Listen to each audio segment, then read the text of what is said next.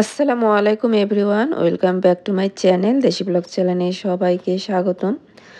আশা করি যে যেখান থেকে আমার এই আজকের ব্লগ ভিডিওটা দেখতেছেন আল্লাহর অশেষ রহমতে সবাই ভালো আছেন। আমি কিন্তু একদমই ভালো নাই, অনেক জ্বর ছিল গত 2 দিন। তো আগে থেকে কিছু ভিডিও রেডি করা ছিল, সেই জন্য আর গ্যাপ পড়ে নাই। এখানে হচ্ছে খালা এসে থালা বাসন সব ধুয়ে দিচ্ছে, আর আমাদের নাস্তার পর্ব আজকে শেষ হয়ে গেছে। অনেক লেটে আমি ভিডিও শুরু করছি। শরীর ভালো না থাকলে সংসারের কাজ করায় ভারী মনে হয়, আর সেখানে তো নিজের ভিডিও আর চ্যালেঞ্জ যেহেতু ডাউন হয়ে যায়, তারপরেও ক্যামেরাটা অন করে টুকটাক কাজ শুরু করে দিছি। আর আজকের ভিডিওতে সম্পূর্ণ ভয়েস দিতে পারবো কিনা তাও সন্দেহ আছে, দেখা যাক। হ্যাঁ, আজকের ব্লগে আমি চেষ্টা করব আপনাদের কিছু গুরুত্বপূর্ণ প্রশ্নের উত্তর দিতে। বৃষ্টিময় দিন আর আমার গাছেদের অবস্থা খুব ভালো, কিন্তু কিছু কিছু গাছ বারবার যেহেতু অনেক ঝড় বাতাস ছিল পড়ে পড়ে গেছে, যার কারণে আমার অনেকটা খারাপও লাগতেছিল।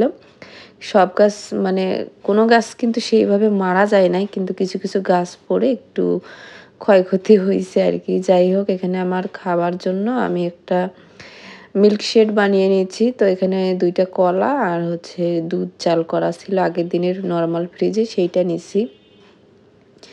এই সময় অনেকটাই গরম ছিল, ব্যবসা একটা গরম ছিল, আর জ্বরের ওষুধ খাচ্ছি।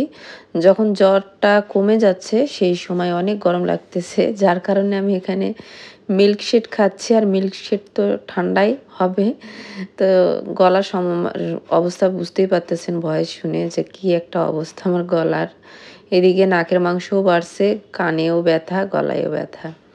তো যাই হোক, যদি এই সময় আমার বর বাসায় থাকতো তাহলে আমার খবর ছিল, এই ঠান্ডা খাবার খাওয়া দেখে অনেক বেশি বকাবকি করতো। সে ফ্রিজের পানিই আমাকে খেতে দেয় না। আর এইটা এখন আমি এই তো ব্লেন্ডার জারে নিয়ে ব্লেন্ড করে নিব। খালা বাসনগুলো সব ধুয়ে দিয়ে তরকারি কাটতে বসে গেছে। ঈদের আগে কত ঝাড়া মোছার কাজ থাকে, ধোয়াধুয়ির কাজ থাকে। জ্বর এসে সব ওলটপালট করে দিয়ে গেল, ওই কাজগুলো এখন আর করতেই ইচ্ছে করতেছে না। আমার বাসার সবারই জ্বর, শুধু সুমাইয়া আল্লাহ দিলে ভালো আছে, তাছাড়া সবারই জ্বর। জ্বরের কারণে কেউ ভালো নাই, আর কে কার সেবা যত্ন করে এরকম একটা অবস্থায় দাঁড়িয়েছে।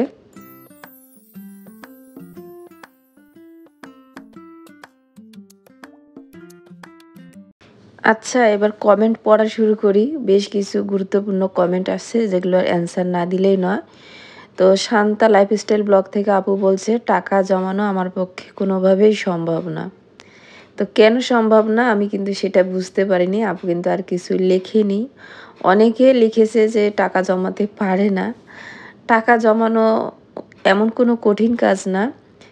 যা আপনার হাতে থাকে সেখান থেকে কিছু টাকা আপনি ব্যাংকে একটা ডিপিএস করে রাখতে পারেন, অথবা বাসায় একটা মাটির ব্যাংক কিনে সেখানে রাখতে পারেন। আর পুরো নিয়াত করতে পারেন বিপদ আপদ ছাড়া সেইটাতে হাত দিবেন না। যতই কিছু কিনতে ইচ্ছে করুক বা খরচ করতে ইচ্ছে করুক, অথবা কেউ কাছের ধার দেনা চাক, সেটা আপনি দিবেন না। কারণ যতই কাছের লোক হোক, ধার নেওয়ার পর টাকা যখন আপনি চাইতে যাবেন, তখন আপনিই মনে হয় যে ফকির হয়ে যাবেন, মনে হবে যে আপনিই তার কাছে টাকা ধার চাইতে গেছেন। এরকমই করে আত্মীয়-স্বজনরা। তো যাই হোক, আর বিপদ-আপদে তারা কিন্তু আপনাদেরকে সাহায্য করবে না।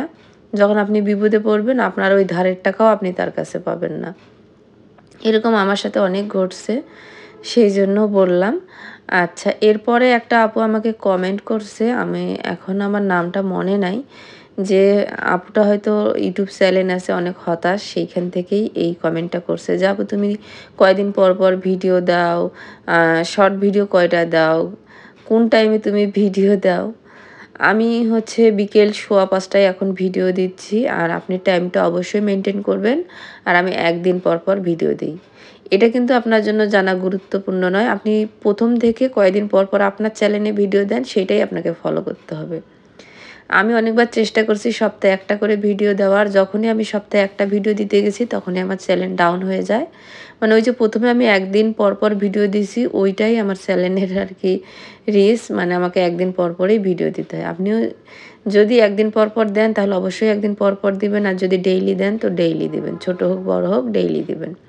আর শর্ট ভিডিও আমি আমার চ্যানেলে হচ্ছে দেই না সেইভাবে। যখন কোনো একটা ভালো ফুটেজ থাকে, যেটা আমি স্মরণীয় করে রাখতে চাই, বা কোনো কিছু বেশি ভালো লাগে, তখন আমি আমার চ্যানেলে শর্ট ভিডিও দেই, তবে না দেওয়াই ভালো। যেহেতু এটা হচ্ছে বড় ভিডিওর চ্যানেল, তো বড় ভিডিও দেওয়াই ভালো। আর শর্ট ভিডিওতে আমরা যে মিউজিক ইউজ করি অনেক সময় ওইখান থেকে কপিরাইট চলে আসে, এটা চ্যানেলের জন্য ভালো না। আমি জেনে শুনে এই ভুল করি, কারণ আমি কপিরাইট রিমুভ করা কাজটা একটু শিখে গেছি সেই জন্য। এখানে আমি রান্নাবান্না করতেছি, সেই রিলেটেড কিছুই আপনাদের সঙ্গে শেয়ার করতেছি না। আপনাদের ওই যে কমেন্টের রিপ্লাই দিব বলছি না। আর একটা আপু জিজ্ঞেস করছে যে এই বাসাটা কি আমার নিজের নাকি ভাড়া বাসা? আমাদের এটা নিজস্ব বাসা। আমি হচ্ছে আমাদের ভাড়া বাসা না। আপু বলছিল ছাদের গাছগুলা দেখে আপুর অনেক জানতে ইচ্ছে করতেছিল যে এটা ভাড়া বাসা না নিজেদের বাসা। হয়তো হাবিব হাবিব প্রবাসীর স্ত্রী আইডি থেকে এই কমেন্টটা আসছে, তবে এটা হচ্ছে একটা সাধারণ দর্শক আপু। তো যাই হোক, বেগুন আলু দিয়ে মাছের ঝোল আমার বাসায় সবথেকে বেশি ফেমাস, আর সেইটাই রান্না করে নিছি। কিছু আম নিয়ে এসছে, এটা হচ্ছে মিসরিভোগ আম, মানে একদম আমাদের দেশীয় লোকাল আম, কিন্তু খুবই মিষ্টি খেতে। তো সেই আমটা নিয়ে এসছে, আর এই আমটা খেয়ে অনেক মজা পাইছি। আচ্ছা, মজা পাইছি এই জন্য বলছি, আমি যত আম খাইছি সব থেকে আমার কাছে মনে হয়েছে যে এই আমটা ভালো। হাড়িভাঙ্গা আম অনেক মিষ্টি, কিন্তু এই আমটা যেই মিষ্টি ওইটার সাথে এটা মেলে না। যেমন লিচু, অনেকে চায়না থ্রি লিচু পছন্দ করে, কিন্তু আমি বেদেনা লিচু খেতে পছন্দ করি, ওইটা আমার কাছে বেশ ভালো লাগে। কুরবানি ঈদ উপলক্ষে আমি এখানে একটু মশলা বানিয়ে নিচ্ছি। অনেকে না হচ্ছে গরু কেটে কুটে এসে ওই গরু মাংসটা আর খেতে পারে না, তাদের কাছে ভালো লাগে না, একটা গন্ধ লাগে যেহেতু মাংস কাটাকাটি করে। তো এই মশলাটা যদি আপনারা রেডি করে রাখেন তাহলে কিন্তু মাংস রান্নার শেষে এটা দিয়ে 1 মিনিট ফুটিয়ে ঢাকনা দিয়ে রাখলে আপনারা খেতে পারবেন, ওই গন্ধটা নাকে লাগবে না। এখানে আমি জিরা, তারপরে পাঁচফোড়ন, সাদা এলাচ আর কয়েকটা শুকনো মরিচ আমি কি পরিমাণে দিছি সেটা তো আপনাদেরকে দেখিয়েছি। এরপরে ভেজে নিয়ে আমি গুঁড়া করে নিছি। যে কোনো মাংসের তরকারিতে রান্নার শেষে এটা দিয়ে রাখলে, মানে যাদের খেতে সমস্যা হয়, মানে ওই তরকারিটা খেতে অনেক বেশি মজা লাগে, আর গন্ধ একটা খুব সুন্দর হয়। আর এখানে আমার 2টা পার্সেল আসছে। আপনাদের ভাইয়া যে আমাকে ঈদে কেনাকাটা করার জন্য টাকা দিয়েছে, যেহেতু কুরবানি ঈদ, খুব অল্প বাজেট ছিল আমার এবার, তো সেই বাজেট দিয়ে আমি আর 3 পিস না কিনে আমার প্রয়োজনীয় কিছু জিনিস অর্ডার দিয়েছিলাম। একটা টেবিল রানার, আর এখানে আমার স্কিন কেয়ারের প্রোডাক্ট।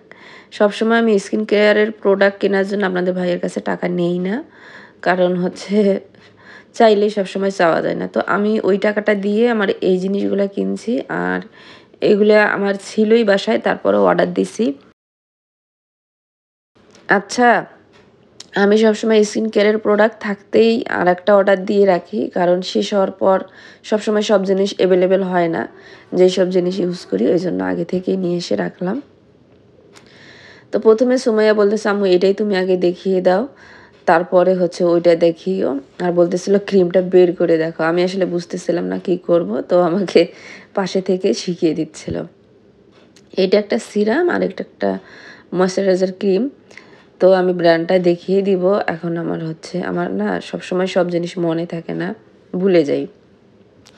আগে এই সমস্যাটা ছিল না, তবে গত 4-5 বছর থেকে এরকম হয়েছে। আমি অনেক জিনিস ভুলে যাই, অনেক কথাও ভুলে যাই। টেবিল রানারটা আমার কাছে মনে হয়েছিল অনেক বেশি ভালো হবে, বাট আমার সামনাসামনি খুব একটা ভালো মনে হয় নাই। এটা বেশি ধোয়া যাবে না, টিস্যুর মতো আর কি। তবে এটা যখন দিয়ে টেবিল সাজাবো তখন দেখলে বোঝা যাবে যে কেমন হয়। আমি সবসময় এটা মাথায় রাখি, আমার হাজব্যান্ডের কখনো যেন মনে না হয় যে আমি তাকে সবসময় চাপে রাখি, প্রয়োজনের অতিরিক্ত তার কাছে কিছু দাবি দাওয়া করি। আসলে আমি যেভাবে চলতে চাই আল্লাহ আমাকে সেইভাবেই চালায়। এই যে আমি যে তার কাছে সবসময় চাই না, কিন্তু তার টাকা দিয়েই আমি আমার প্রয়োজন মিটাই। কিন্তু তাকে আমি বুঝতে দেই না সব কিছু, কারণ আমার আলমারিতে অনেক থ্রি পিস আছে যেগুলো এখনও পরেই নাই। তো সেই জন্য থ্রি পিস না নিয়ে ভাবলাম এগুলো আমার শখের জিনিস, প্রয়োজনীয় জিনিস, এগুলোই অর্ডার করি। কিছুদিন পর যদি আমি তার কাছে আবারও থ্রি পিস কেনার টাকা চাই তখন তো সে দিবে, তখন নাই কিনে নিব। এখন এগুলোই আমি অর্ডার করি। আর এই ব্র্যান্ডের জিনিস ব্যবহার করলে কত টাকা খরচ হতে পারে সেটা তো আপনারা জানেনই। তো সেই জন্য আমি আর এগুলোর দাম বলবো না। টেবিল রানারের দামটা বলতে চাই, সেটা হচ্ছে নিয়েছিল ৬০০ টাকা। কিন্তু ৬০০ টাকা হিসেবে আমার কাছে টেবিল রানার তেমন একটা ভালো লাগে নাই। আর এগুলো জিনিস হয়তো এরকমই হয়। আর এই ময়েশ্চারাইজার ক্রিমটা অনেক ভালো, আমার কাছে খুব ভালো লাগছে। এটাই ব্যবহার করে মানে এত শান্তি পাইছি কি বলবো। আর এই কদম ফুলের গাছের কদমের ফুলের যে গন্ধটা আমার কাছে খুবই ভালো লাগে। ছাদে আসলে এখন শান্তি লাগে, একদমই নিচে যেতে ইচ্ছে করে না। এই যে জবা ফুল, গন্ধরাজ ফুল, গোলাপ ফুল, তারপরে নয়নতারা, কদম ফুলের গন্ধ সবকিছু মিলে একদম মানে ছাদটা আমার একদম শান্তির জায়গা হয়ে গেছে। ওই যে জ্বর ছিল তো আব্বা আসছিল, আর আব্বা আসার সময় এই যে বিস্কিট, চানাচুর, তারপরে হচ্ছে পাউরুটি এগুলো নিয়ে আসছে। তো আমাদের বাসায় তেমন একটা পাউরুটি ইদানিং কেউ খেতেই চাচ্ছে না। তা আমি বলতেছিলাম আপনি আসার আগে আমাকে জিজ্ঞেস করতেন। তো যাই হোক, বাচ্চারা কেন জানি ইদানিং বিস্কিট, পাউরুটি এগুলো খেতে চাচ্ছে না। ওদেরও ওই যে জ্বরের কারণে কোনো কিছু ভালোই লাগে না। এগুলো আমি বক্স মানে বয়ামে করে রেখে দিচ্ছি। যদি চোখের সামনে থাকে তাহলে হয়তো খাবে আরকি। তবে চানাচুর খেতে ভালো লাগে, ঝাল, ঝাল যেহেতু সেজন্য চানাচুর খেতে ভালো লাগে। তো ভাবলাম যে টুকটুক করে এগুলো একটু গুছিয়ে নেই আর আজকের ব্লগটা আপনাদের সঙ্গে শেয়ারও করি। আর আজকের ভিডিও আপনাদের কাছে কেমন লাগছে অবশ্যই কমেন্ট বক্সে জানাবেন। যদি আমার ভিডিও ভালো লাগে তাহলে অবশ্যই একটা লাইক দিয়ে দিবেন আর ভিডিও রিলেটেড একটা হেলদি কমেন্ট করে দিবেন। এতে করে কিন্তু আমার কাছে অনেক ভালো লাগে, আর আপনাদের কিছু জানার থাকলে সেটাও আমাকে বলতে পারেন। আর আপনারা যারা ইউটিউব চ্যানেল আছে বা করতে চান তারা কিন্তু অবশ্যই টাইমটা মেনটেন করবেন। ভিডিওর কোয়ালিটি মানে ভালো করার চেষ্টা করবেন। কিন্তু রেগুলারিটি মেনটেন করবেন। খারাপ হোক ভালো হোক ভিডিও দেওয়া বন্ধ করবেন না। আর এই তো এই জায়গাটাও এখন একটু মানে হাত দিয়ে আরকি পড়লেই মনে হয় মুছে-টুছে গুছিয়ে নিই। যেহেতু রান্নাঘরে কাজ করি তো সবসময় একটু ময়লা হয়ই আরকি। আজকে আমি ১৩ মিনিটের ভিডিওতে প্রায় ১ ঘন্টা ধরে ভয়েস দিছি। যখনই ভয়েস দিচ্ছিলাম তখনই আমার কাশি উঠতেছিল। এত পরিমাণ কাশি ছিল, বারবার থামে, থামে আরকি ভয়েস দিতে হচ্ছিল। আর এখন এই জায়গাটা বেশ ভাল লাগে আমার কাছে নতুন করে সাজানোর পর।